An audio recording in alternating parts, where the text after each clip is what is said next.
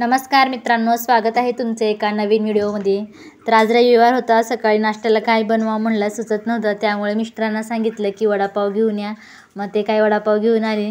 मग सगळे आपुरुगीनं खात होते, कारण बाहेरचं काही खायचं म्हणलं की त्यांना आवडतं, कारण ते संडेलाच भेटतं बाहेरचं काय पण खायचं, कारण एरी तर कोण घेऊन येत नाही आहे। आणि मला पण खूप आवडतं बरं का वडापाव, मी पण वडापाव खात होते।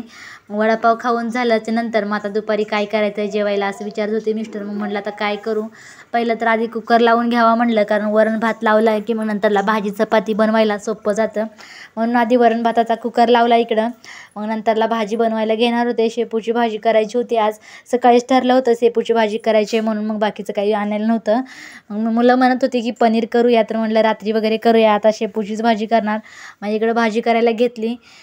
शेपूची भाजी करताना 2 चमचे आधी त्याच्यामध्ये तेल टाकलं, मग नंतरला थोडंसं जिरं मोहरी टाकलं, त्याच्यामध्ये कांदा टाकला आणि थोडंसं लसूण आणि अद्रक ठेचलेलं होतं, मग ते टाकून घेतलं त्याच्यामध्ये। मग सगळे परतून झाल्याच्या नंतर त्याच्यामध्ये थोडीशी हळद टाकली आणि मग नंतरला त्याच्यामध्ये थोडंसं लाल तिखट टाकलं आणि चवीपुरतं मीठ टाकलं। मसूरची डाळीमध्ये शेपूची भाजी करणार होते, त्यामुळे डाळ घेतली धुवून इकडं। मग नंतरला त्याच्यामध्ये डाळ टाकली, डाळ टाकल्याच्या नंतर शेपू कट करून घेतला इकडं धुवून, मग शेपू पण त्याच्यामध्ये टाकला। मग अशी माझी भाजी तयार झालेली आहे। आता ह्याला थोडं 10-15 मिनटं वाफेवरती शिजवून घेते, थोडंसं टाकते पाणी, जास्त नाही टाकत। मग सगळं झाल्यानंतर ते मुलांना जेवायला दिलं आधी। चला इथंच एंड करते। कसा वाटला तुम्हाला माझा आजचा ब्लॉग नक्की कमेंट करून सांगा, आवडला असेल तर लाईक करा। धन्यवाद।